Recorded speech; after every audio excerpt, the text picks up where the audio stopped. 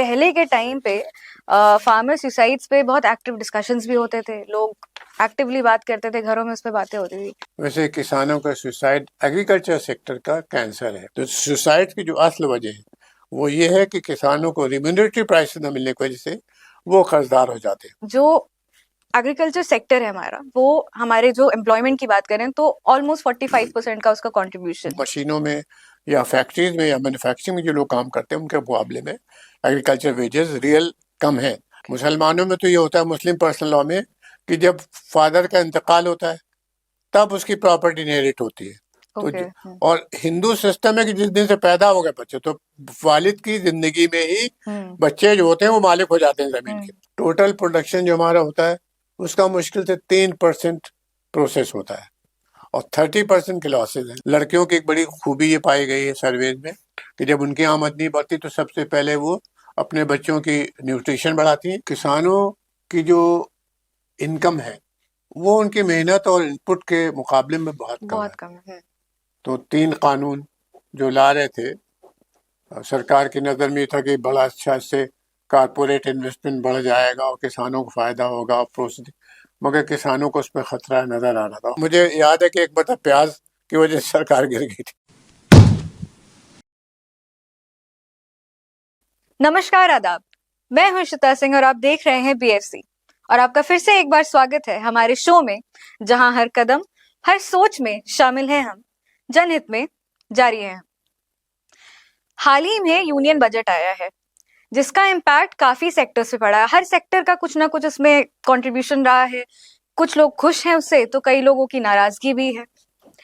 इन्हीं में से एक सेक्टर ऐसा है जिसपे काफी मेजर इम्पैक्ट पड़ा है, जिसे एग्रीकल्चर सेक्टर कहते हैं, जो हमारे इंडिया में अगर बात करें तो ऑलमोस्ट 45% ऑफ एम्प्लॉयमेंट का एक सोर्स है। बट उसमें कुछ चीजें रह गई हैं, कुछ कमियां रह गई हैं, कहीं कुछ चीजें सही भी हुई हैं। बस अब आज हम यही समझेंगे कि एग्जैक्टली क्या इम्पैक्ट पड़ा है इस बजट का हमारे एग्रीकल्चर सेक्टर पे। और ये समझाने के लिए हमारे साथ आज मौजूद है डॉक्टर अनीस अंसारी, जो फॉर्मर प्रोडक्शन कमिश्नर भी रह चुके हैं। तो चलिए शुरू करते हैं आज का एपिसोड। बहुत बहुत स्वागत है सर आपका हमारे शो में। Thank you sir. तो बात यहीं से शुरू करते हैं कि जो एग्रीकल्चर सेक्टर है हमारा, वो हमारे जो एम्प्लॉयमेंट की बात करें तो ऑलमोस्ट 45% का उसका कंट्रीब्यूशन है। उसके अलावा तब भी उसके बावजूद कई प्रॉब्लम्स रहती हैं हमेशा इस सेक्टर में। कई प्रोटेस्ट होते हैं, कई ऐसे प्रॉब्लम्स हैं जिनका सोल्यूशन नहीं निकल पाता है, जो सालों से उसका सोल्यूशन मांगा जा रहा है, बट कहीं ना कहीं कुछ कमी रह जा रही है। सर ये हो क्यों रहा है, एग्जैक्टली क्या प्रॉब्लम आ रही है? आपने खेती का जो सेक्टर है उसके बारे में जो चिंता जताई है वो बिल्कुल सही है।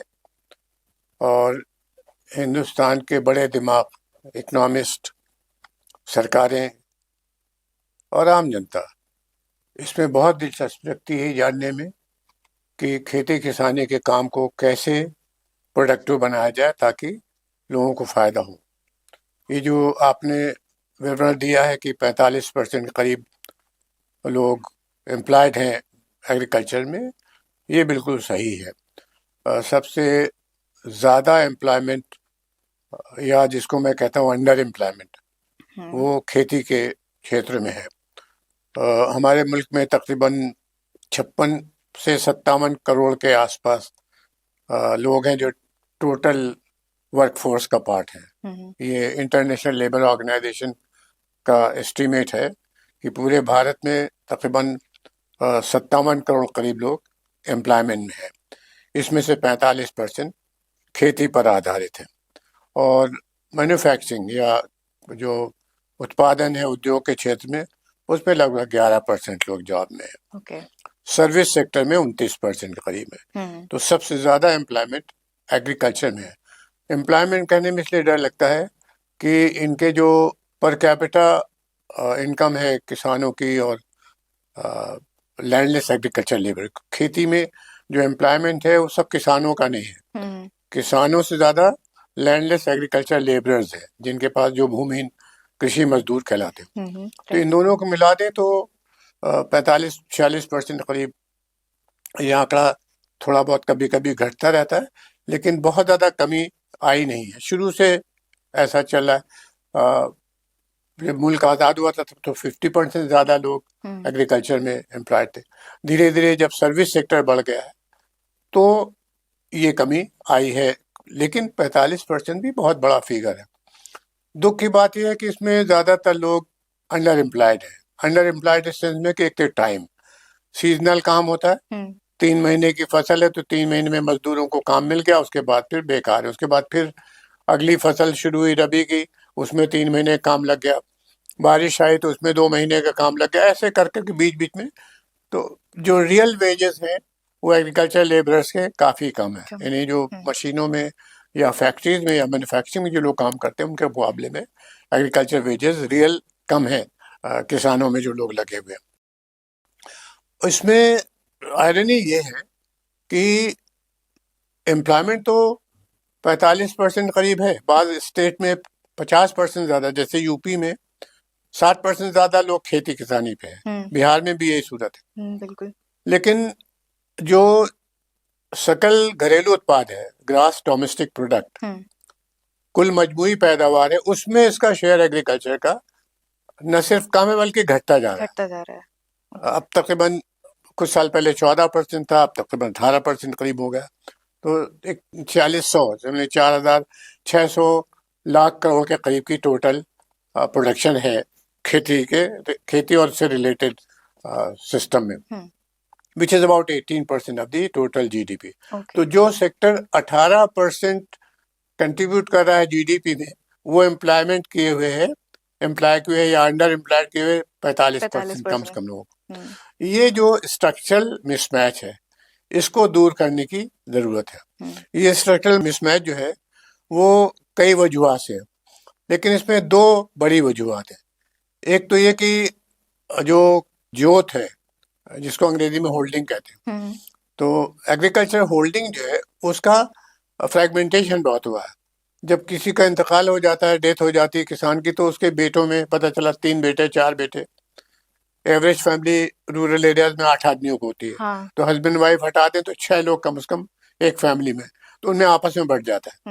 वो बढ़ने की वजह से छोटी छोटी होती चली। इस वक्त एवरेज जो है इंडिया का 0.2 हेक्टेयर, 1 हेक्टेयर में 2.5 एकड़, तो 0.2 हेक्टेयर की एवरेज जोत है जो कल्टिवेबल लैंड है।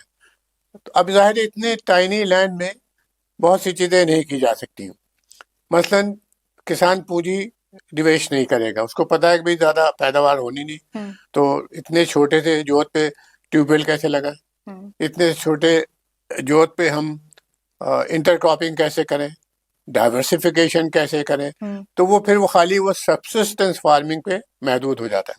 भाई हम 6 लोग या 8 लोग हैं फैमिली में, इतना पैदावार कर लो कि घर का खर्चा निकल आए, थोड़ा बहुत बचे तो गाय और भैंस जो पाल रखी है बकरी, उसके लिए थोड़ा बहुत चारा निकल आएगा, कुछ जिन्स निकल आएगी, ऐसे करके काम चलता। ये फ्रैगमेंटेशन ऑफ होल्डिंग जो है इसका कोई कानूनी इलाज तो नहीं हो सकता है, क्योंकि अगर सरकार को ये मशवरा दिया जाए कि आप फ्रैगमेंटेशन रोकिए तो जो फ्यूचर जनरेशन है वो बहुत शोर मचाएंगे यंग के फादर के मरने के बाद। और हिंदू प्रॉपर्टी लॉ में ये खास बात है कि पैदावार जिस दिन पैदा होता है बच्चा उसी दिन से मालिक हो जाता है। मुसलमानों में तो ये होता है, मुस्लिम पर्सनल लॉ में, कि जब फादर का इंतकाल होता है तब उसकी प्रॉपर्टी इनहेरिट होती है। तो और हिंदू सिस्टम है कि जिस दिन से पैदा हो गए बच्चे, तो वालिद की जिंदगी में ही बच्चे जो होते हैं वो मालिक हो जाते हैं जमीन के। तो अब उसको तो रोका नहीं जा सकता उस प्रोसेस को, लेकिन क्या किया जा सकता है, कलेक्टिवाइजेशन ऑफ एग्रीकल्चर होना चाहिए।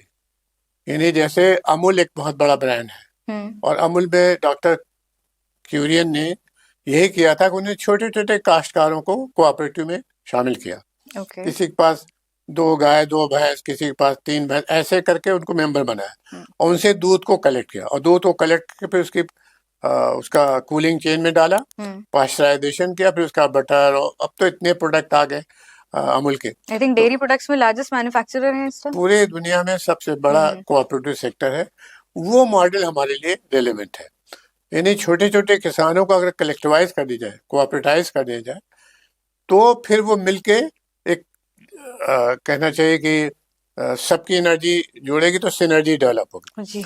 मगर ये कहने में आसान है, लोग इतने ज़्यादा डिवाइडेड हैं अपने पर्सनल मोटिवेशन से, कास्ट सिस्टम से, रीजनलिज्म से, गांव के झगड़े फसाद से, कि वो कलेक्टिवाइजेशन होने ही नहीं पाता। और कोऑपरेटिव का जो तजुर्बा दूध के अलावा और कहीं हुआ है, उसमें आमतौर से जो होशियार लोग थे, गांव के जो तेज पढ़े लिखे लोग हैं, उन्होंने फायदा ज्यादा उठाया, और जो मेंबर है किसान, उनको फायदा कम पहुंचा। तो इसलिए लोग फिर सोचते हैं हटाओ। और ज्यादातर जो कलेक्टिव्स हैं या कोऑपरेटिव्स हैं, वो फैमिली बेस्ड हैं। तो एक फैमिली ने मिलके 10-20 फर्जी आदमी रखती है, और बाकी अपनी फैमिली के लोग चला रहे हैं। सो कागज पे उसके गवर्नमेंट में तमाम स्कीमें हैं, बैंक में तमाम स्कीमें हैं, जिससे कोऑपरेटिव को फायदा होता है। लेकिन उसका फायदा तो उठा लेते हैं, फायदा ट्रांसफर नहीं करते वो जो लोग मेंबर्स होते हैं। राइट। इस वजह से बदनाम, खासतौर से यूपी बिहार जैसे स्टेट में ये बहुत बदनाम हुआ है। कोऑपरेटिव का सिस्टम बाहर स्टेट में बहुत अच्छा है, गुजरात बहुत अच्छा रहा है, कर्नाटक, महाराष्ट्र, वेस्ट बंगाल, ये स्टेट है जहां पर कोऑपरेटिव का, इवन नॉर्थ इंडिया में राजस्थान वाला बहुत अच्छा तजुर्बा रहा है। मगर यूपी बिहार जो लार्जेस्ट स्टेट है एग्रीकल्चर के लिहाज, वहाँ तजुर्बा बहुत अच्छा नहीं हुआ। मगर इसकी वजह से कि फेल हुआ, इसका ये मतलब नहीं कि कोई चीज बिल्कुल ही पर से खराब होती तो और स्टेट में कामयाबी नहीं होती, अमल में कामयाबी नहीं होती। कोशिश करना चाहिए कलेक्टिवाइजेशन की। दूसरा, गवर्नमेंट ऑफ इंडिया ने इधर हाल में दो नई चीजें इंट्रोड्यूस की कलेक्टिवाइजेशन की। ओके। एक तो फार्मर्स प्रोड्यूसर्स ऑर्गेनाइजेशन का कंसेप्ट दिया है, कोऑपरेटिव से अलग, कि सब लोग मिल जाए और उनको गवर्नमेंट फिर रिकॉग्नाइज करेगी और उसको सपोर्ट करेगी। और दूसरा है नॉन प्रॉफिट कंपनीज, सेक्शन 8 की कंपनीज, जिसमें आप प्रॉफिट और लॉस आपस में शेयर करते हैं कोऑपरेटिव की तरह, और जो भी प्रॉफिट होता है वो फ्लो बैक हो जाता है उसी पे। तो प्रॉफिट मतलब उसमें डिविडेंड नहीं होता, इंडिविजुअल लोगों को पैसा डिस्ट्रीब्यूट नहीं होता, तो उससे फायदा होता है। तो ये 2-3 मेजर्स हैं जिससे हम लोगों को कोशिश करना चाहिए। इसको थोड़ा सा बेदारी की जरूरत है, जागरण की जरूरत है, जनता को बताने की जरूरत है, किसानों को। तो सर अगर आप इसको थोड़ा अगर हमें और इलैबोरेट कर सकें कि एग्जैक्टली इससे फायदा कैसे मिल रहा है? इससे फायदा ये हो सकता है कि अभी जैसे छोटी छोटी जोतें हैं, जैसे मैंने बताया 0.2 हेक्टेयर एक आदमी का एवरेज रूरल एरियाज में जोत का साइज है। अब वो इतने कम एरिया में न तो मशीन लगा सकता है, ना उसकी सरप्लस प्रोडक्शन। सबसे बड़ी बात यह कि इतने छोटे एरिया में पैदा क्या करेगा जो सरप्लस हो, मार्केटेबल सरप्लस भी तो हो। राइट। लेकिन बहुत से लोग अगर मिल जाएंगे, तो अगर थोड़ा थोड़ा भी मान लें कि 5% भी सरप्लस अगर है, और हजारों या सैकड़ों लोग मिल जाते हैं, तो वो फिर मिलके बहुत बड़ा सरप्लस प्रोडक्शन बने। तो सरप्लस प्रोडक्शन की प्रोसेसिंग, उसका ट्रांसपोर्टेशन और मार्केट से नेगोशिएशन, ये सब आसान हो जाएगा। जो कोऑपरेटिव सिस्टम चलाएगा या फार्मर्स प्रोड्यूसर्स ऑर्गेनाइजेशन चलाएगा, एफपीओ या नॉन प्रॉफिट कंपनी चलाएगा, उसमें जो बोर्ड ऑफ मैनेजमेंट होगा या कमेटी होगी, वो इन लोगों के इंटरेस्ट को सेव कर सकती है, प्रोटेक्ट कर सकती है। तो ये जो फुटकर जोते हैं, जो 91% है इंडिया में, 91% जोते लेस देन 1 हेक्टेयर है, 2.5 एकड़ से नीचे है। तो इतनी छोटी जोतों पे कोई किसान इन्वेस्ट नहीं करना चाहिए। उसको पता है कि रिटर्न नहीं आएगा। मतलब पंप सेट लगाए तो कई हजार का पंप सेट आता है, तो लगाएगा तो पैसा कहाँ से आए। अभी किसानों ने ये तरीका निकाला है कि एक पंप सेट लगा लिया और आसपास के किसानों को बेच दिया पानी, उससे थोड़ी बहुत आमदनी हो जाती, लेकिन वो मॉडल हर जगह नहीं काम नहीं करता। आपको ये जान के खुशी होगी कि बाराबंकी में एक रसूलाबाद एक जगह गाँव है, वहाँ पर रामचरण वर्मा एक किसान है, उन्होंने कलेक्टिवाइज किया। तो वो टमाटर की और आलू की खेती करते हैं, एक आध और फूलों वाला का भी शामिल किया। उसमें आसपास के किसानों को जोड़ा उन्होंने, और उनकी फिर प्रोडक्ट को मार्केट करने की कोशिश की। तो वो एक आसान तजुर्बा है जो बाराबंकी में कोई भी जाके देख सकता है। मुझे लगता है कि उसमें जितने भी लोग पार्टनर, कोई लीगल तो पाबंदी है नहीं कि लोग जुड़े, जब उनको प्रॉफिट हुआ है तभी जुड़े हैं। मैं समझता हूँ मैं पिछले 20 साल से मैं गया हूँ रसूलाबाद और देखा है उनके गाँव को, कांटेक्ट में रहता हूँ। अभी 2 दिन पहले भी मेरी उनसे बात हुई। मुझे लगता है कि वो मॉडल छोटे पैमाने पे भी लागू किया जा सकता है। एक तो एक स्ट्रक्चरल प्रॉब्लम छोटी जोतों के, जिससे एग्रीकल्चर जो है प्रॉफिटेबल नहीं है, दूसरी बड़ी प्रॉब्लम ये है इसमें कि जो आपने शुरू में इशारा किया कि 45% लोग इसमें लगे हुए हैं। अब जो जिस आदमी की, मान ले एक आदमी की आमदनी जो है, एक फैमिली में 10 लोग हैं और एक आदमी की आमदनी जो 18% है, और बाकी भाई जो है उसके वो रिमेनिंग 82% ले बैठे हैं, और जिसके पास 18% आमदनी, वो घर के तकरीबन 5 या 6 आदमियों को किफालत कर रहा है, उनको खिला पिला रहा है। तो जाहिर है कि वो ज्यादा नहीं खिला सकता, नहीं, बिल्कुल। अच्छा खाना नहीं दे सकता, अच्छी स्कूलिंग नहीं कर सकता, उनके लिए घर का इंतजाम नहीं कर सकता। तो सभी चीज़ों में दिक्कत है। यही हमारी नेशनल इकोनॉमी में एग्रीकल्चर की पोजीशन। तो कोशिश ये होना चाहिए कि non farm activities rural areas में डेवलप हो। रूरल एरियाज के मतलब नहीं कि बिल्कुल हार्ट ऑफ जंगल में चले जाएं, लेकिन बहुत से टाउन पेरीफेरी में, बहुत से गांव पेरीफेरी में हैं, शहरों के पेरीफेरीज पेरी में अर्बन एरिया जो कहलाते हैं। इसमें डॉक्टर APJ अब्दुल कलाम ने भी इस पे लिखा है कि सरकार को चाहिए कि कस्बों और टाउन्स के आसपास, कस्बों और उसके शहरों के आसपास जो गांव है उनको जोड़े इकोनॉमिक, एग्रीकल्चर के इकोनॉमिक एक्टिविटी। अभी भी जुड़े हुए हैं। जैसे दूध है, तो दूध कोई शहर के अंदर बहुत कम लोग, डेयरीज है लेकिन निकाली गई क्योंकि वो उनके जो जानवर होते हैं छुट्टा हो जाते हैं, पता चला हजरतगंज में घूम रहे हैं, ट्रैफिक हैजर्ड हो रहा है, तो निकाली गई डेयरीज बहुत सी। लेकिन वो डेयरीज गायब नहीं हो गई, वो डेयरीज शहर के मार्जिन में है, तो वहां से दूध आ जाता है ऊपर। इसी तरह और बहुत सी चीजें हैं जो पैदा हो रही और पेरीफेरी भी आ रही। तो ये पेरीफेरल जो विलेजेस हैं, जैसे अर्बन सिस्टम में एक तरीका है कि नगर महापालिका का एरिया डिफाइन होता है, एक नोटिफिकेशन होता है कि इतना एरिया जो है हजरतगंज से इतना किलोमीटर जो अर्बन है, इतने गांव उसमें शामिल हो गए। और एक एरिया होता है डेवलपमेंट का, जो LDA तय करती है कि हमारे इतने गांव हैं जो डेवलपमेंट, फ्यूचर में हम ग्रोथ करेंगे। ऐसे ही हम लोग कोशिश करना चाहिए सरकारों को कि शहरों और टाउन के आसपास के एरिया को पेरी अर्बन एरिया के नाम पे नोटिफाई करें, और वहां पर वो सारी फैसिलिटीज दें जो गांव के लोग जिसके लिए एलिजिबल है। प्रॉब्लम क्या हो जाती है, जब आप कह देते हैं कि ये गांव जो है शहरी क्षेत्र में आ गया, तो जब शहरी क्षेत्र में आ जाता तो गांव में जो फैसिलिटीज मिलती है वो बंद हो जाती है।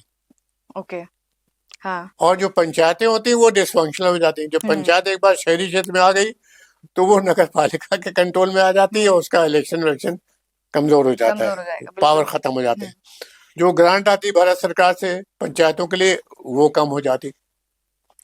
तो हमें एक ऐसा मॉडल डेवलप करना चाहिए कि शहरों और कस्बों के आसपास के जितने भी गांव, कोई भी रीजनेबल लिमिट ले लिए, 10 किलोमीटर, 5 किलोमीटर, इस पेरीफेरी में जो गांव होंगे उनको हम पेरी अर्बन की डेफिनेशन में रखेंगे, और उनके लिए फैसिलिटीज वही मिलेंगी जो रूरल एरियाज के हैं, लेकिन वो होंगे लीगली अर्बन पॉकेट में, अर्बन पर या डेवलपमेंट पॉकेट में। जब तक हम लोग अपनी इकोनॉमी में नॉन फार्म एक्टिविटीज नहीं बढ़ाएंगे, और नॉन फार्म एक्टिविटीज का मतलब एक तो प्रोसेसिंग हमारी बहुत कमजोर है। टोटल प्रोडक्शन जो हमारा होता है उसका मुश्किल से 3% प्रोसेस होता है, और 30% के लॉसेज हैं। 30% कम से कम। जैसे हमारे यहाँ मलियाबाद में आम होता है, एकदम से आता है 2 महीने 2.5 महीने, और फिर वो सड़कों पे बिल्कुल ठेले में बिक रहा है, सड़कों के किनारे बिक रहा है और औने पौने बिकता है, और 3 महीने के बाद बिल्कुल सेचुरेट हो जाता है। अगर उसकी प्रोसेसिंग जैसे फिलीपीन में की गई, फिलीपीन में ये किया कि उन्होंने अच्छे आम को, अच्छी क्वालिटी को, जैसे महाराष्ट्र में अच्छी क्वालिटीज होती हैं, कई अच्छे आम होते हैं, अल्फांसो, रत्नागिरी, और पता नहीं कहीं कहीं बहुत से अच्छे अच्छे आम, उनकी काशें, उनके पीसेस मशीनों से काट पीट के साफ करके उनको ड्राई कर लेते हैं, और ड्राई करके उसको डिब्बा बंद कर देते हैं। तो डिहाइड्रेटेड फॉर्म में, डिहाइड्रेटेड। और डिहाइड्रेटेड का ये होता है कि जब वो आता है कंज्यूमर के पास, तो मान ले कि वो दिसंबर में उसको आम खाना है, उसने डिब्बा खोला, जैसे अचार हमारे होता है, उसको खोला, उसको थोड़ी देर के लिए पानी में रखा, वो रिवाइव हो जाता है एज इट इज, वो जैसे बिल्कुल आप आम ताजा खा रहे हैं, फ्रेश आम। तो इस टाइप की प्रोसेसिंग हमें फलों के मामले में खास तौर से यूज करना, क्योंकि जो जिन्स होती हैं, जैसे गेहूं चावल है, गेहूं चावल में तो गवर्नमेंट का बड़ा सपोर्ट सिस्टम है, मिनिमम सपोर्ट प्राइस है, प्रोक्योरमेंट होता है, मगर फलों की प्रोक्योरमेंट नहीं होता। फलों का प्रोक्योरमेंट 2-4 एपेक्स जो बड़ी कोऑपरेटिव ऑर्गेनाइजेशन है गवर्नमेंट ऑफ नाफेड वाला, या यहाँ का ये जो कहलाता है प्रोविंशियल कोऑपरेटिव फेडरेशन, PCFRI थोड़ा बहुत खाते हैं, लेकिन फलों की ज्यादा नहीं, कोई पेरिशेबल आइटम है, हाँ, जल्दी खराब हो जाता जल्दी खराब हो है। जाता है। स्टोरेज हमारा बहुत कमजोर है, तो स्टोरेज की वजह से उसको रखते नहीं, तो अंजाम ये होता है कि फल बहुत ज्यादा बर्बाद होता है। तो अगर प्रोसेसिंग के सेक्टर को हम लोग प्रमोट करें, सरकार और इंटरप्रेन्योर को भी आना पड़ेगा। जैसे ये आमों का ड्राई करना, इसके लिए इंटरप्रेन्योर आते हैं। 25 लाख 30 लाख की मशीन एक जमाने में आती थी, अब बहुत बढ़ गए होते, 50 लाख के होते हैं। बैंक को लोन करना चाहिए उस मशीन को, और इंटरप्रेन्योर आए लगाए उसको। इसमें इंडियन चैम्बर ऑफ कॉमर्स और दूसरे जो चैम्बर है, इंडियन चैम्बर ऑफ एग्रीकल्चर, इसको तवज्जो देना चाहिए कि प्रोसेसिंग हमारे एरिया में बढ़े। 3% की प्रोसेसिंग से कई चीजें नुकसान में आती हैं। जब प्रोसेसिंग कम होती है तो जल्दी बेचना पड़ता है किसान को, वरना खराब हो जाएगी। 2-3 सेक्टर में तो आप प्रोसेसिंग देखते हैं, जैसे गन्ने में बहुत है, शुगर मिले हैं तमाम, उसकी प्रोसेसिंग हो जाती है, उसकी कुछ प्रॉब्लम्स है वो हम बाद में बताएंगे, लेकिन प्रोसेसिंग का एक अच्छा रीजनेबल सिस्टम है। गेहूं चावल प्रोसेस नहीं होता, लेकिन उसको सरकार फूड कॉर्पोरेशन ऑफ इंडिया के जरिए खरीद लेती है, मिनिमम सपोर्ट प्राइस फिक्स करके, फसल के ज़माने में, रबी की जब फसल आ जाती है, और चावल जो है खरीफ के ज़माने में। तो अगर हम लोग प्रोसेसिंग को ऑर्गेनाइज तरीके से बढ़ावा दें तो उसके फायदे आप समझिए, किसानों को पैसे ज़्यादा मिलेंगे, क्योंकि अब वो उसकी शेल्फ लाइफ बढ़ जाएगी। अभी आम खराब हो जाता है 2-3 दिन में, अगर आप फ्रिज में ना रखें, फिर आप पता चला महीनों रखे हुए हैं, तो एक तो किसान वेट कर सकता है भी हम जब अच्छी प्राइस आएगी। More over law of economics ये, जब कोई चीज शॉर्टेज में होती है तो कीमत बढ़ जाती है। तो जब बम्पर क्रॉप आ गई उसको तो सस्ता बिकेगा ही, लेकिन जब क्रॉप थिन आउट हो जाती है, यानी अगस्त सितंबर के बाद जो है यहाँ के आम की मंडी जो है बिल्कुल सेचुरेट हो जाती है। बिहार का भी आम और इधर प्रतापगढ़ का आम और सहारनपुर का, ये सब खत्म हो जाते हैं। तो सितंबर के बाद अगर आप बेचना शुरू करेंगे तो आम की प्राइस अच्छी मिलेगी, तो किसान को फायदा होगा। नंबर 1, उसकी प्रोसेसिंग में जो यूनिट लगेंगे, क्योंकि ये डिसेंट्रलाइज हो सकता है, इसलिए बहुत बड़ी फैक्ट्री की जरूरत नहीं, घरों घरों में बना के लोगों को, खासतौर से विमेन जो सेल्फ हेल्प ग्रुप है, इनको लगाया जा सकता है। और विमेन सेल्फ हेल्प ग्रुप को भारत सरकार और स्टेट गवर्नमेंट बहुत मदद करती है, फंडिंग में भी और लोनिंग में भी, सब्सिडी भी है, तो उनको लगाया जा सकता है इस काम में, उनकी आमदनी बढ़ेगी, तो विमेन एम्पावरमेंट इसमें इन्वॉल्व हो जाएगा। लड़कियों की एक बड़ी खूबी ये पाई गई है सर्वेज में, कि जब उनकी आमदनी बढ़ती तो सबसे पहले वो अपने बच्चों की न्यूट्रिशन बढ़ाती हैं, कि बच्चों को खाना मिले, और तालीम पे तवज्जो देती हैं। मेन के साथ ऐसा ऑब्जर्वेशन नहीं है, बहुत से एरियाज में, सब जगह नहीं, कुछ एरियाज में जब मर्दों की आमदनी या मर्द किसानों की या एग्रीकल्चर लेबर्स की आमदनी बढ़ती तो उसमें बहुत से लोग हैं जो वेस्टेज की चीज़ों में खर्च करते हैं, पीने पिलाने में लग जाते हैं। शराब पी रही है कि उसके हेल्थ रिजल्ट अलग है, सिगरेट और खैनी और तंबाकू में चले जाते हैं। लड़कियों के अगर ग्रुप बनाएंगे और प्रोसेसिंग में डालेंगे तो उनके बच्चों की न्यूट्रिशन और उनके एजुकेशन पे डेफिनेट पॉजिटिव, ये सर्वेज हैं, और मैं कोई चीज़ ऐसी नहीं कह रहा हूँ जो ऑब्जर्व नहीं हुई, डेटा है इसका, तो इनको फायदा होगा। तो प्रोसेसिंग की वजह से नए जॉब्स क्रिएट होंगे, जो नॉन फार्म जॉब कहते हैं, कि खेती या पैदावार फलों की तो किसान ने कर ली, अब उसका फर्दर जो है प्रोसेसिंग पढ़े लिखे लड़कों ने, इंटरमीडिएट पास है, उनको ट्रेन करा दीजिए, वो अपना करेंगे इस काम को। ये फायदे, सबसे बड़ा फायदा ये होगा कि खेती पे जो बहुत ज्यादा बर्डन है एम्प्लॉयमेंट का, 45%, 18% वाले पे, इन्हें कमजोर आदमी उसके ऊपर 6 आदमी ला देगा, वो कम हो जाएगा। जब वो कम हो जाएगा तो पर कैपिटा आमदनी बढ़ जाएगी। जब आप 45% से घटा के मान ले 25% पे ले आए, तो फिर 18% वाला सेक्टर उस अंडर एम्प्लॉयमेंट को बर्दाश्त कर सकते। मुझे लगता है कि ये ये 2 बड़े स्ट्रक्चरल चैलेंजेस है एग्रीकल्चर में, और आज के नहीं है, एक जमाने से है। थोड़ा बहुत फायदा हुआ 1991 के बाद से, जब से यूपीए की सरकार ने इकोनॉमिक लिबरलाइजेशन किया, तो उसके बाद से इन जनरल इंफ्रास्ट्रक्चर में और ख़ास तौर से इन्वेस्टमेंट में इनकरेजमेंट हुआ, बॉटल्स कम की गई, लाइसेंस राज कम हुआ, इंस्पेक्शन कम हुए, उसकी वजह से लोगों ने तमाम, और अब मौजूदा सरकार भी जो नए एंटरप्रेन्योर्स हैं तो उनको आगे बढ़ाने की कोशिश कर रही है, स्टार्टअप जिसको कहते हैं, तो लाखों की तादाद में स्टार्टअप क्रिएट करने का लक्ष्य रखा गया, इससे बड़ा फायदा हो सकता है। सर हम मुझे लगता है कि मैंने एग्रीकल्चर के बारे में हम्म जो दो बड़ी प्रॉब्लम्स हैं, एक कि जीडीपी का शेयर एग्रीकल्चर का कम है, लेकिन इसके ऊपर बोझ ज्यादा है बोझ बहुत ज्यादा रोजगार का, है। बल्कि अंडर एम्प्लॉयमेंट कहना चाहिए। और दूसरा ये कि इसमें छोटी जोतों की वजह से propensity to invest, propensity to modernise, ये सब कम है, इसको कम करना चाहिए। और नॉन फार्म एक्टिविटीज को बढ़ाना चाहिए। दो तजवीजें, ज्यादातर इकोनॉमिस्ट आपको ऐसी बातें बताएंगे। सर जब हम किसानों की बात कर रहे हैं तो आपने काफी रेलेवेंट पॉइंट्स अभी रेज किए हैं। Thank you very एम्प्लॉयमेंट वगैरह के बारे में भी बहुत सारी चीजें हैं जिनका जो प्रॉब्लम्स आज से नहीं है, सदियों से चल रही है, कहीं ना कहीं एड्रेस हुई भी है। पर वही बात है कि कुछ कसर रह गई है, अभी भी वो प्रॉब्लम्स हैं, तो that means there is more that can be done to curb that problem. उन्हीं में एक प्रॉब्लम्स आ जाता है, क्योंकि एम्प्लॉयमेंट की प्रॉब्लम है, बहुत सारी समस्याएं और हैं। उसमें एक समस्या ये भी है कि फार्मर सुसाइड्स जो होते थे वो अभी भी बहुत हो रहे हैं। और ये प्रॉब्लम्स हैं, इसी वजह से फार्मर सुसाइड कर रहे हैं, बिकॉज जब लॉस होता है तो इतना लॉस हो जाता है कि उससे रिकवर करना उनके लिए मुश्किल हो जाता है। अच्छा, यहाँ पे एक प्रॉब्लम ये होती थी कि पहले के टाइम पे फार्मर सुसाइड्स पे बहुत एक्टिव डिस्कशंस भी होते थे, लोग एक्टिवली बात करते थे, घरों में उस पर बातें होती थी। अभी के टाइम में थोड़ा सा उस पर डिस्कशन और डिस्कोर्स कम हो गया है। बहुत छोटी मीनियल चीजों पे कि कभी किसी ने कोई कंट्रोवर्शियल स्टेटमेंट बोल दिया, उस पे इतना हल्ला हो जा रहा है, लेकिन ये जो इतना रेलेवेंट इशू है इसके बारे में लोग इतनी बात नहीं कर रहे हैं। इस प्रॉब्लम से कैसे निकल सकते हैं, और कैसे, मतलब एज इंडिविजुअल्स या एज अगर हम सरकार की बात करें तो ऐसा क्या किया जा सकता है कि ये प्रॉब्लम को थोड़ा कम किया जा सके? देखिए, ये इंडियन एग्रीकल्चर की जो बीमारी है उसका सबसे खराब पहलू है।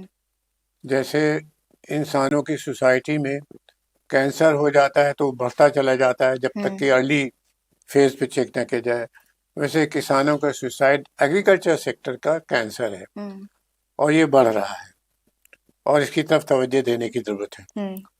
मोटे मोटे तौर पर 11,000 12,000 सुसाइड एक साल में हिंदुस्तान में किसान करते हैं।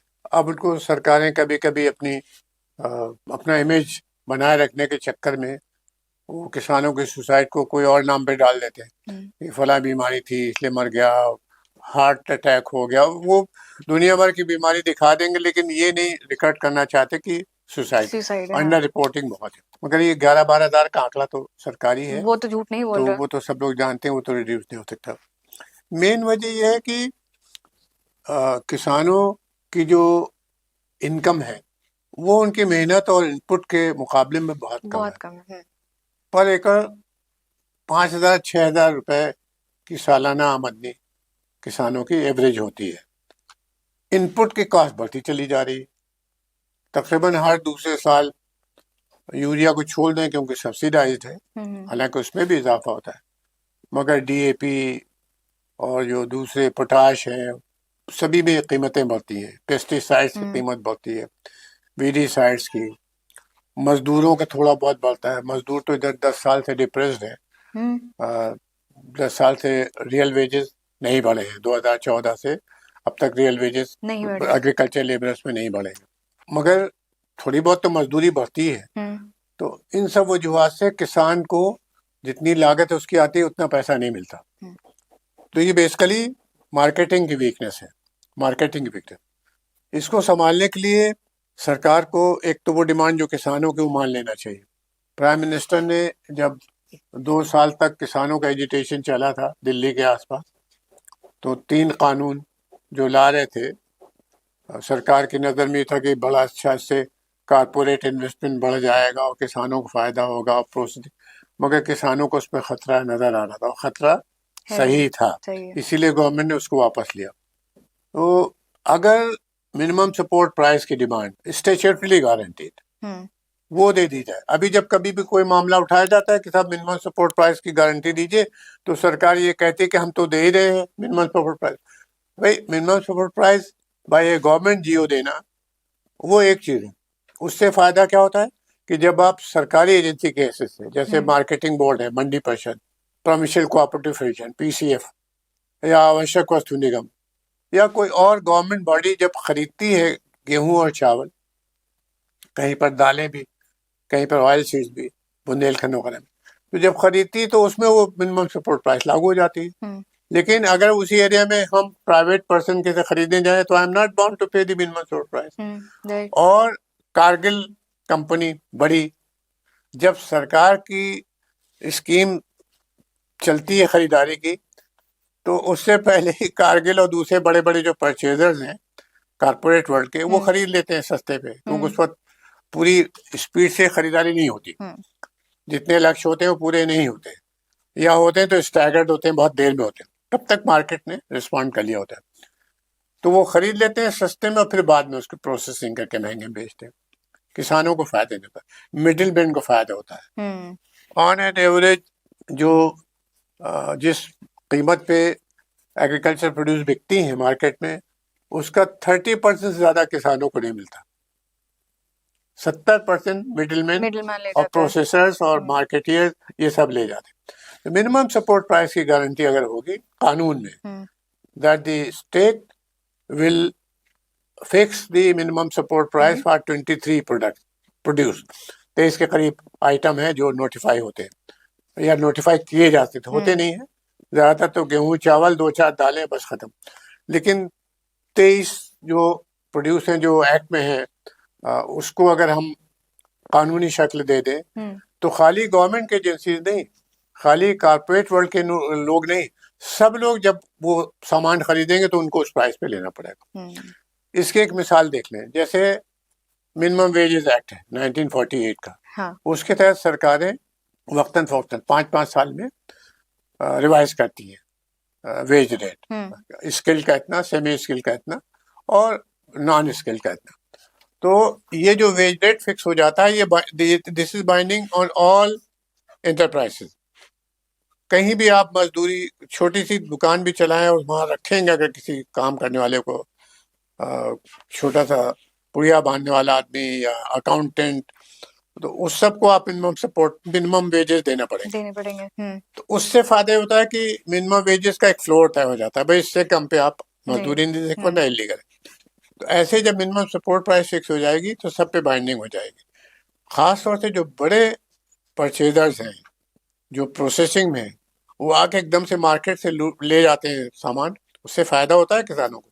लेकिन किसानों को फायदा कम होता है मिडिल मैन को, जो प्रोक्योरर्स हैं, आड़तिये, होलसेलर्स, और फिर उसके बाद मेन परचेजर जो प्रोसेस करेगा कंपनियां, उनको फायदा होता है। और मेहनत सबसे ज्यादा किसान कर रहे हैं। किसान की मेहनत, किसान के रिस्क इतने ज्यादा है, कभी किसी को पता नहीं होता कि आज फसल लहला रही हो, 15 दिन के अंदर पता चला कि गर्मी पड़ गई, जैसे आजकल गेहूं, बारिश हो गई कभी बहुत ज्यादा जी, तो फ्लड्स आ जाते हैं।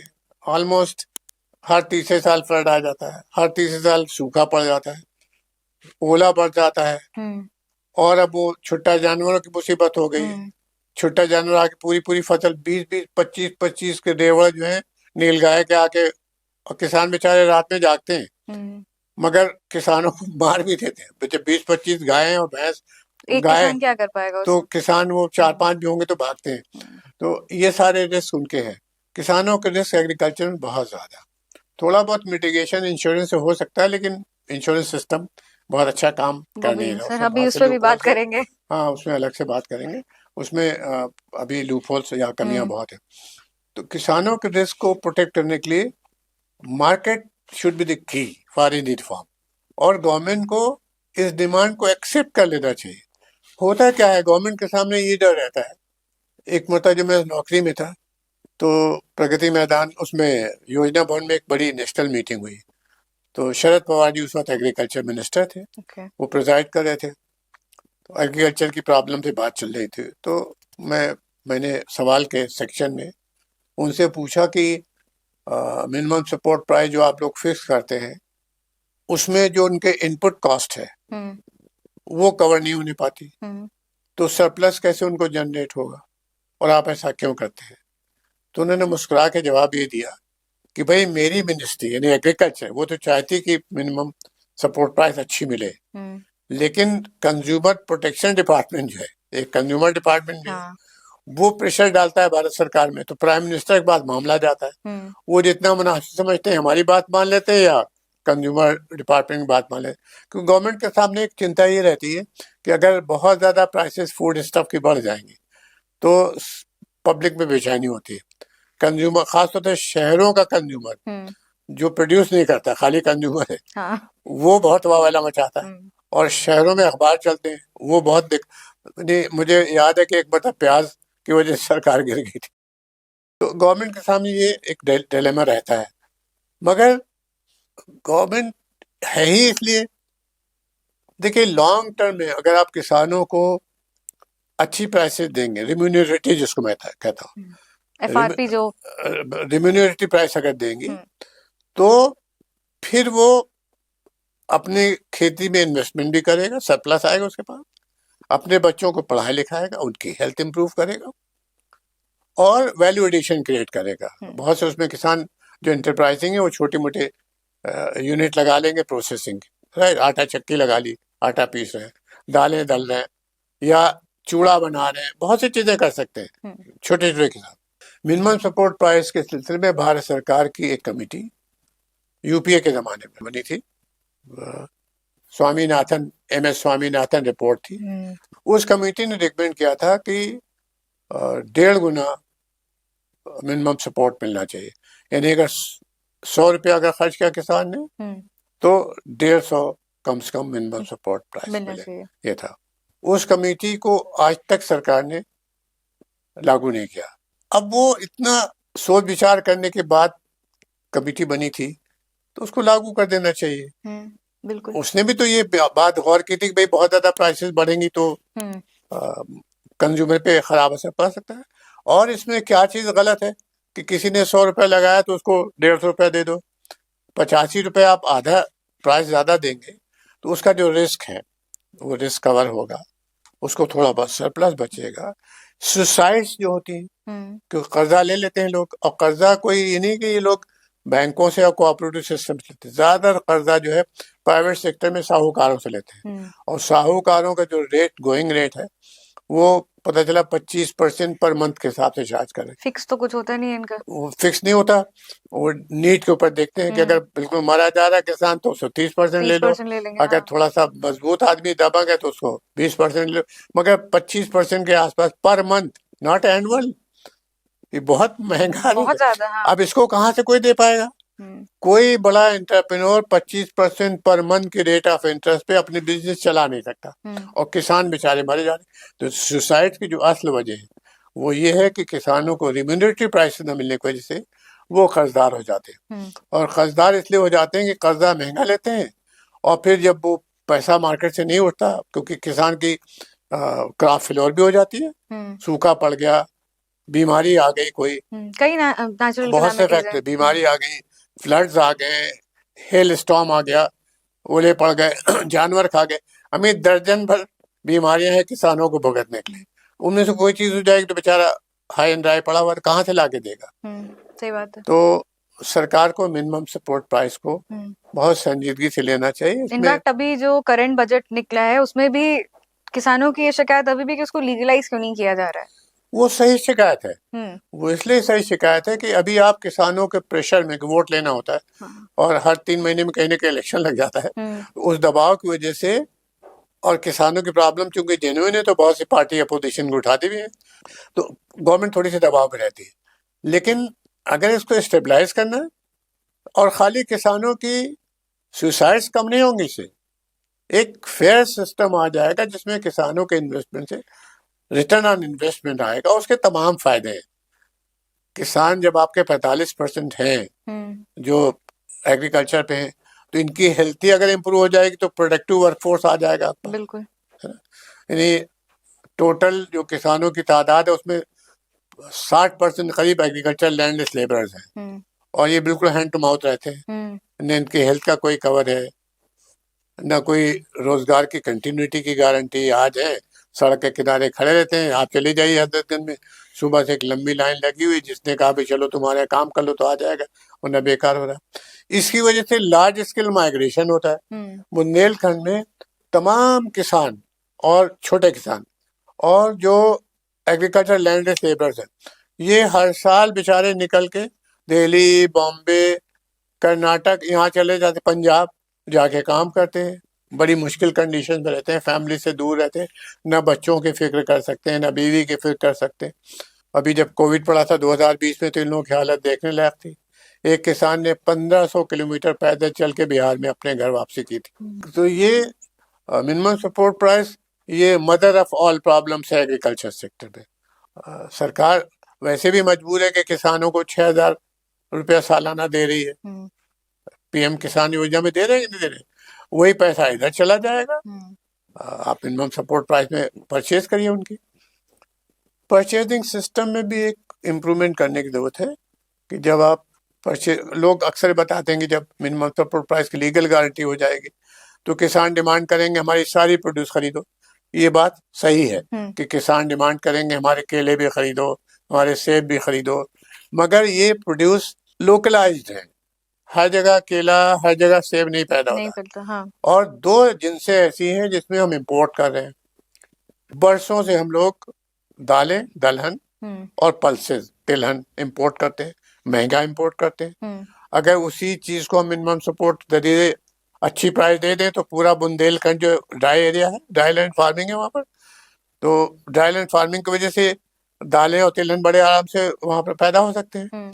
उसको उगाइए, तो जो पैसा आप इंडिया के बाहर भेज रहे हैं, अफ्रीका में भेज रहे हैं, कीनिया में भेज रहे हैं और मुल्कों से आप इंपोर्ट कर रहे हैं, वो सब बुंदेलखंड के लोगों को मिल जाएगा। तो बुंदेलखंड का माइग्रेशन कम होगा। लोग जब अपने घरों में रहेंगे तो अपने घरों के इम्प्रूव करेंगे, बच्चों की तालीम इम्प्रूव करेंगे। बिल्कुल। तो बहुत से फायदे हैं जो मिनिमम सपोर्ट प्राइस से जुड़े हुए हैं। इवन एफआरपी के भी यही सेम प्रॉब्लम्स हैं। अगर शुगर केन मिल्स के फार्मर्स की बात करें, वहाँ पे जो वर्कर्स उनकी बात करें, तो उनकी भी तो शिकायत ये है कि जैसे अगर जो ड्यूज की बात हो रही है कि 14-15 दिन में उनको उनकी पेमेंट मिल जानी चाहिए, पर नहीं मिल रही है, इसीलिए वो ड्यू हो रही है। जी जी, वो भी एक अभी भी प्रॉब्लम है जिसको आई थिंक एड्रेस करना बहुत जरूरी हो गया है। देखिए, ये जो शुगर केन का मामला है, ये 2 तरफा है। मतलब खाली ये नहीं है कि शुगर मिले जानबूझ के कोई कोशिश करते हैं कि हम किसानों को न दें, ऐसा नहीं है।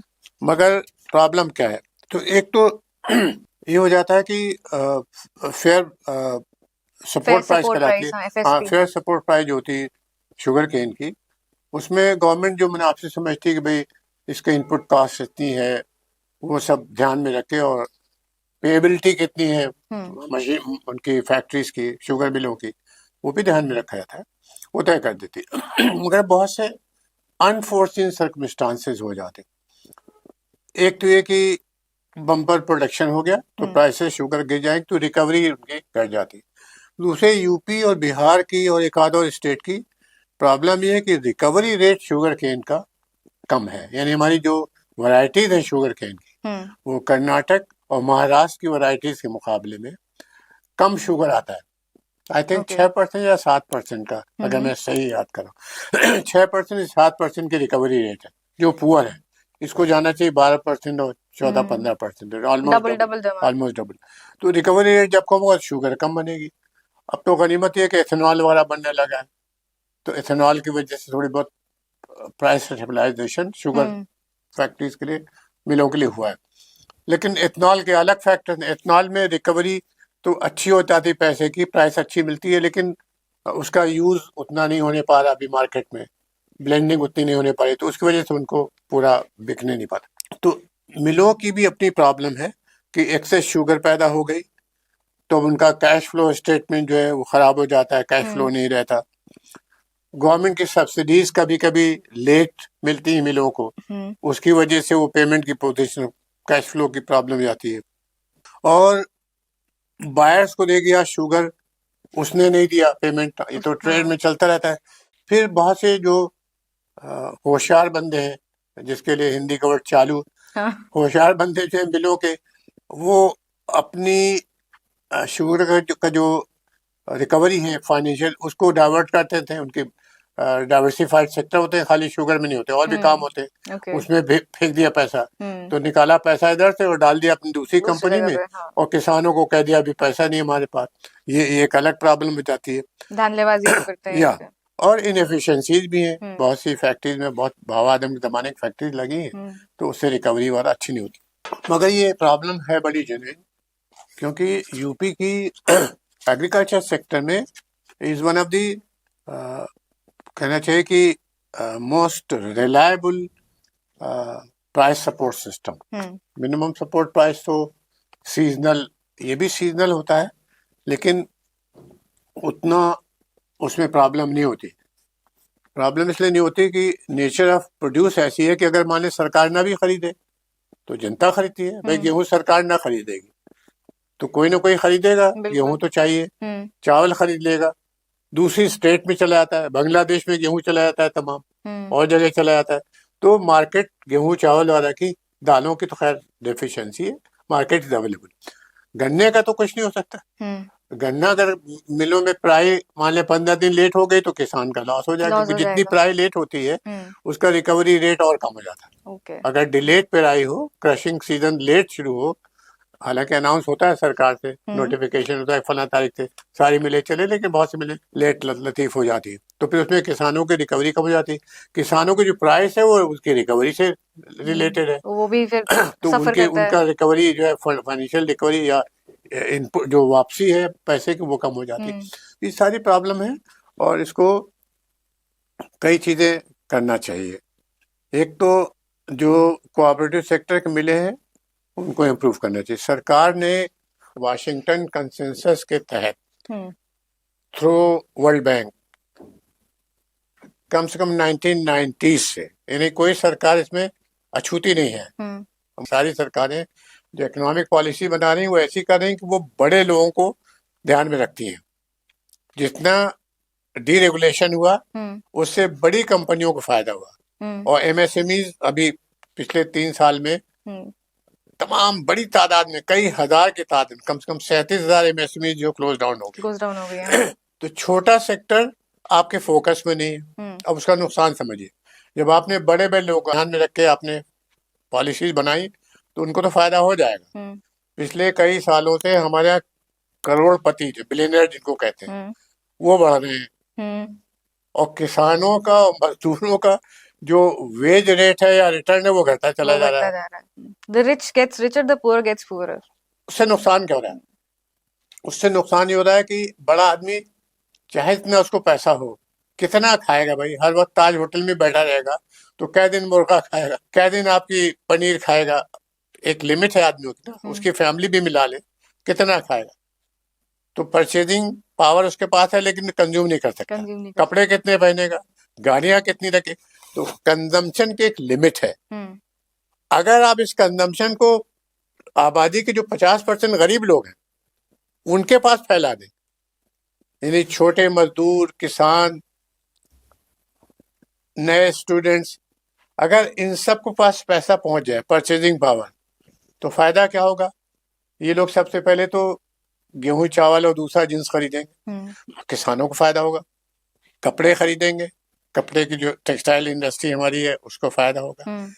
एजुकेशन में जाएगा, बच्चों को पढ़ाएंगे, अपने बच्चों की हेल्थ पे नजर डालेंगे। तो परचेजिंग पावर जब आप गरीबों में डालते हैं तो एग्रीगेट डिमांड बढ़ती है, और इकोनॉमिक्स का प्रिंसिपल है कि एग्रीगेट डिमांड जब बढ़ेगी तो प्रोडक्शन सिग्नल होता है। अगर किसी फैक्ट्री वाले को, एंटरप्रेन्योर को पता है कि भाई हमें मान लें कि कुम्हड़े का मुरब्बा बहुत डिमांड है मिसाल के तौर पर, तो फिर जो कुम्हड़े का मुरब्बा बनाने वाली छोटी छोटी इंडस्ट्रीज वो बनाना शुरू कर देंगे, उसमें रोजगार आएगा। एक तो जब आप रॉ मटेरियल खरीदेंगे फैक्ट्री के हैसियत से तो किसानों को फायदा होगा, कुम्हड़े के प्रोड्यूसर जो, और उसका जो जब परचेज होगा उसका मुरब्बा तो मजदूर रखना पड़ेंगे, मतलब वो रखने पड़ेंगे एम्प्लॉइज और मजदूर फैक्ट्री चलाने के लिए। मजदूरों के पास पैसा आएगा, वो अलग अपनी डिमांड रखेंगे।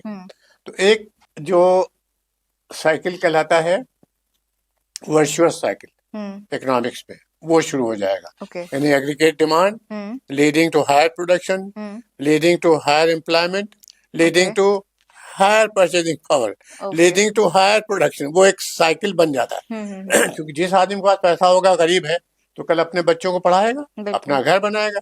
जो भी इकोनॉमिक एक्टिविटी गरीब आदमी करेगा उससे 10 गरीब आदमियों को फायदा होगा, और वो फिर एक फैलता चला जाएगा। हमारी सारी पॉलिसीज, और ये पॉलिसीज आज से नहीं है, 1950 से 52 से, जब से प्लानिंग शुरू हुई है। अब तो 1991 से प्लानिंग कम हो गई है, लेकिन 52 से जब प्लानिंग थी तब से भी छोटे तबकों के ऊपर पैसा पहुंचाने की स्कीमें कम रही हैं। प्रोडक्शन पे जोर है, जीडीपी। अब हर आदमी जो गवर्नमेंट में ऐलान करता है कि फास्टेस्ट ग्रोइंग इकोनॉमी है, थोड़ा कमी आई है पिछले 14 साल 10 साल में। हमारा जो जीडीपी का रेट ऑफ ग्रोथ है वो 7% के नीचे चला गया। 1991 से 2014 तक 7% प्लस हमारा इकोनॉमिक रेट ऑफ ग्रोथ था रियल टर्म्स में, रियल में। अब वो घट गया है, अब इस साल अभी 6.4% पे आ गया। हाँ। तो सारी तवज्जो जीडीपी जब डालेंगे तो उसमें जीडीपी में एक तो पर कैपिटा इनकम पे बात नहीं होती। हम सारी कोशिशों के बावजूद पिछले 75 साल में $2400 पर कैपिटा इनकम पे लाए इंडिया को, $2500। और हम लोगों के देखते देखते Japan, China, Vietnam, Bangladesh, south Korea, Thailand, छोटे छोटे मुल्क जो ईस्ट एशियन टाइगर्स कहलाते हैं, 7 इकोनॉमी, इन सब लोगों ने सेवरल टाइम्स अपने शहरियों की इनकम बढ़ाई है। वियतनाम तक की इनकम हमारे मुल्क से पर कैपिटा ज्यादा है। तो एक तो जब आप जीडीपी पे फोकस ज्यादा रखेंगे तो पर कैपिटा इनकम पे तवज्जो कम हो जाती। दूसरे, पर कैपिटा इनकम भी एक फार्मूला है, टोटल वेल्थ को पॉपुलेशन से डिवाइड कर दें तो पर कैपिटा इनकम है। अब उसमें ये पता नहीं चलता कि उस टोटल पर कैपिटा इनकम में मतलब $2500 है अमेरिकन डॉलर, आज उस 2500 में किसका शेयर छोटे वालों का है। 50% से नीचे की जो गरीब पॉपुलेशन वो कितना है, वो बहुत कम है। तो करना क्या चाहिए, हमारी सरकारों को वो मॉडल अपनाना चाहिए जो जापान ने 1950 में सेकेंड वर्ल्ड वॉर के बाद जारी किया था, और फिर उसको फॉलो किया साउथ कोरिया ने, थाईलैंड, चाइना 1960 से चाइना, 80 से चाइना ने शुरू कर दिया, वियतनाम, बांग्लादेश, इन सब ने शुरू किया। इनको क्या फायदा हुआ, इन्होंने जापान की ये स्कीम निकाली, फॉलो की कि जहां जहां पर हम एक्सपोर्ट कर सकते हैं उस पे कंसंट्रेट करेंगे। जापान ने एक्सपोर्टेबल जो प्रोडक्ट थी उन पे तवज्जो दिया। और वहां पर खाली ये नहीं कि बस कहा कि भाई चलो एक्सपोर्ट करने वाले आइटम बनाओ, नहीं, उनको सस्ती रेट पे क्रेडिट, उनके इलाकों में फर्स्ट क्लास स्कूल, क्योंकि जो मजदूर काम करने आ रहे हैं अगर वो पढ़े लिखे होंगे तो आपकी मशीनों को अच्छे से हैंडल समझ पाएंगे। First class health cover government sector. हम लोगों की जो अस्पताल की हालत है वो आप देख रही, बिल्कुल। हम में से कोई आदमी ऐसा नहीं जो अपने बच्चों के अपनी बीमारी पे गवर्नमेंट के अस्पताल में ले जाता। सबसे पहला मैक्स में और मेदांता फला फला में ले जाते हैं। बहुत ज्यादा तकल्लुफ किया तो केजीएमयू में चले गए क्योंकि उसका स्टैंडर्ड थोड़ा बेहतर है।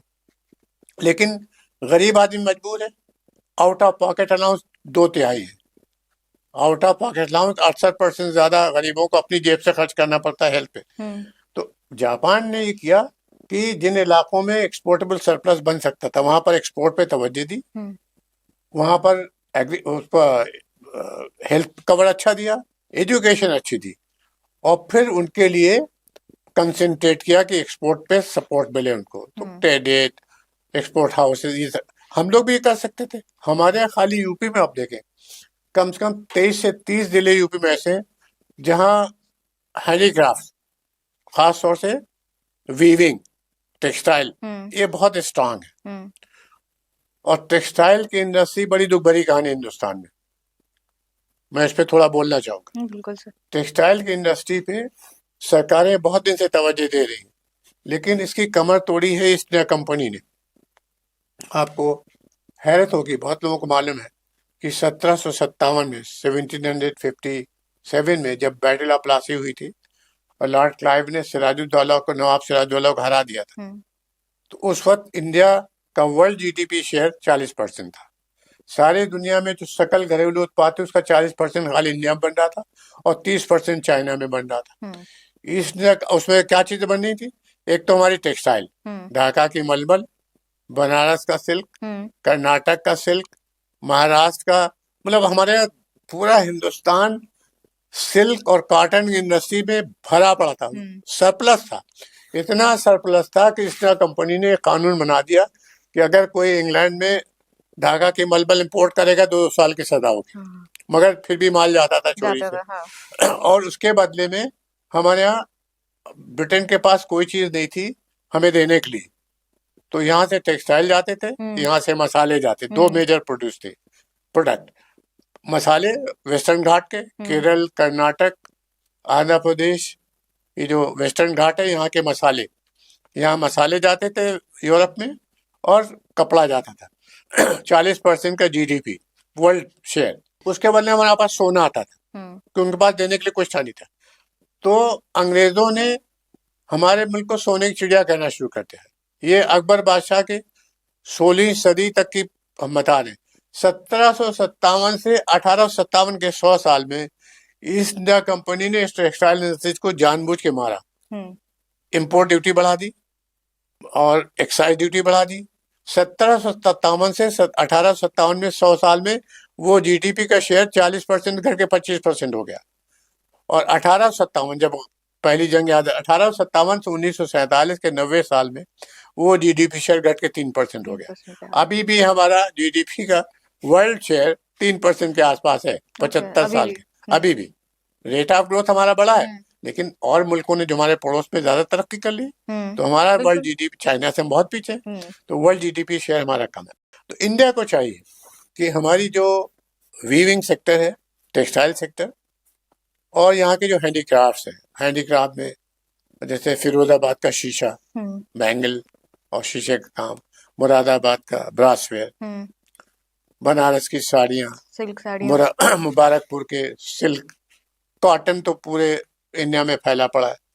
इस सब को प्रोटेक्ट करना चाहिए।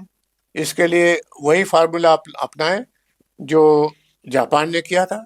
हमने एक कंसेप्ट नोट चीफ मिनिस्टर साहब को और एमएसएमई के मंत्री जी को दिया है इसी लाइन में कि भैया ये इस पे एक बड़ी किताब अच्छी सी आई है, इंडियन है, अमेरिका में पढ़ा रहे, उस किताब से मैंने नतीजा निकाला, उसमें बड़ा डेटा दिया। तो हमने कहा कि इसको फॉलो कराइए, तो कम से कम अगले 30 साल में तो हमारी एक ऐसी जनरेशन आ जाए जो चाइना के लोगों की तरह खुशहाल हो।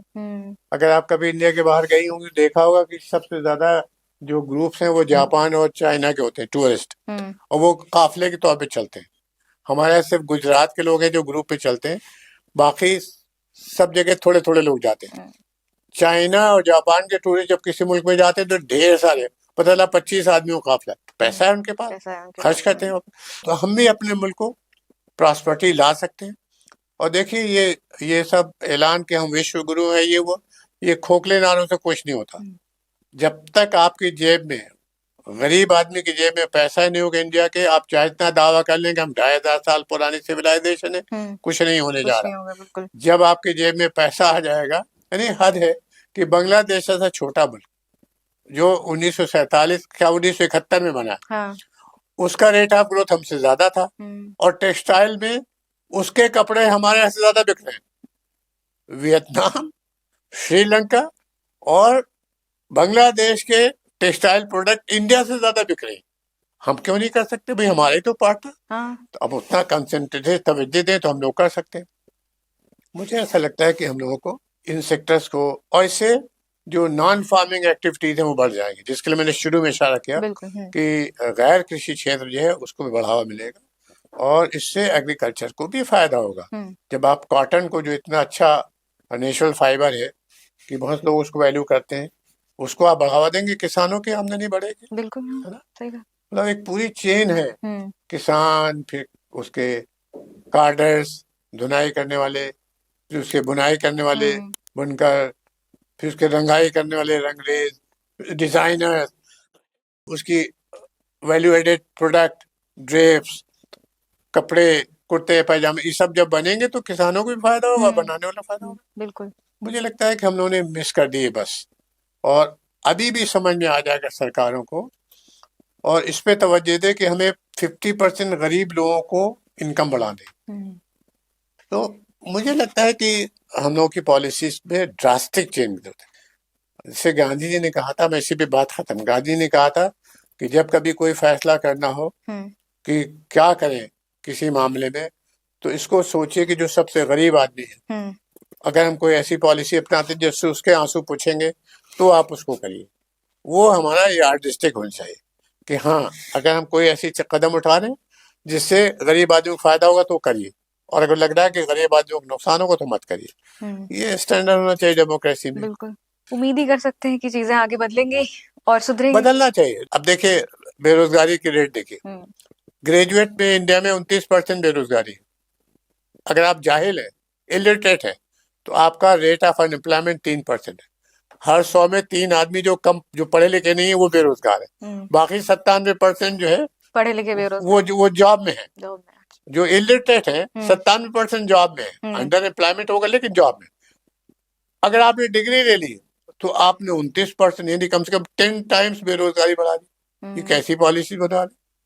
ये कौन सी पॉलिसी है कि आदमी जितना और पीएचडी में चले थे तो और बेरोजगार। आपको हैरत होगी कि अमरोहा की म्यूनिसपैलिटी ने झाड़ू देने वालों की एक जॉब निकाली थी, सफाई कर्मी।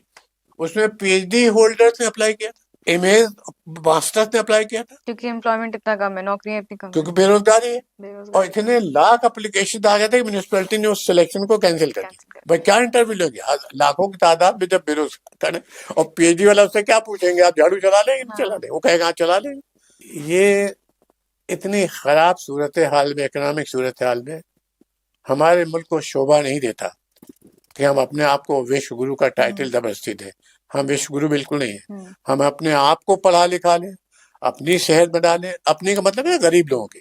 देखिए मेरे और आपकी हालत तो बहुत अच्छी, अल्लाह का शुक्र है, मगर हम लोग टॉप 3 या 4% लोगों में जो इनकम टैक्स अदा करते, 3% लोग तो इनकम टैक्स दे रहे हैं। बाकी जो 97% नॉन इनकम टैक्स पेयर, उसमें कुछ को घपला भी मान लो तो भी majority of the country, overall majority country, they don't have the capacity to pay income tax. और उसके बदले में आप जीएसटी बढ़ाते चले जा रहे। अब जीएसटी देता कौन है? आपको देखिए पॉलिसीज गवर्नमेंट की कहाँ पर डिस्टॉर्टेड है। जीएसटी आप नमक भी खरीदेंगे तो देंगे, रिक्शा वाला अगर मूंगफली खाने के लिए नमक खरीदेगा तो जीएसटी अदा करेगा। तो पॉपकॉर्न पे भी लगता है। पॉपकॉर्न तो प्रोडक्ट है, नमक जैसे जिसके बगैर आदमी की सब्जी नहीं बनती, वो भी जीएसटी पे वो देगा। गरीब से गरीब इंसान और अमीर से जीएसटी का रेवेन्यू ज्यादा है इनकम टैक्स के मुकाबले। डायरेक्ट टैक्सेस 2 टाइप के होते हैं ना, एक एक्साइज टैक्स है और एक इनकम टैक्स। और इनडायरेक्ट टैक्स वहां पे 4 कैटेगरी है जीएसटी में। रेवेन्यू जीएसटी का डायरेक्ट टैक्स से ज्यादा है। ये इस मुल्क के लिए चिंता की बात होना चाहिए, और गरीबों को इस पे प्रोटेस्ट करना चाहिए कि भाई आपने सारी सरकार जो है हमारे ऊपर क्यों लाद दी। सारे मुल्क का खर्चा गरीब लोग दे, जो नमक खरीद रहा है, तेल खरीद रहा है, और जो बड़े लोग हैं वो 3% टैक्स दे के, खाली 3% लोग टैक्स दे रहे हैं डायरेक्ट टैक्स, बाकी लोग आराम करें। ये हमें बहुत दुखद चैप्टर है।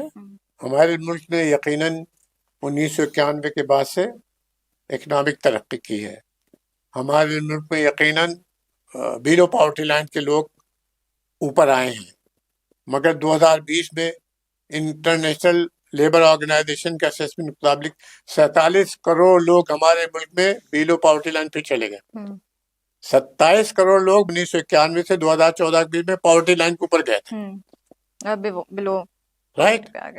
और 47 करोड़ लोग आपने एक साल में, मैं कह सकता हूं कि कोविड की वजह से हुआ, लेकिन कोविड का मैनेजमेंट तो अच्छा हो सकता था।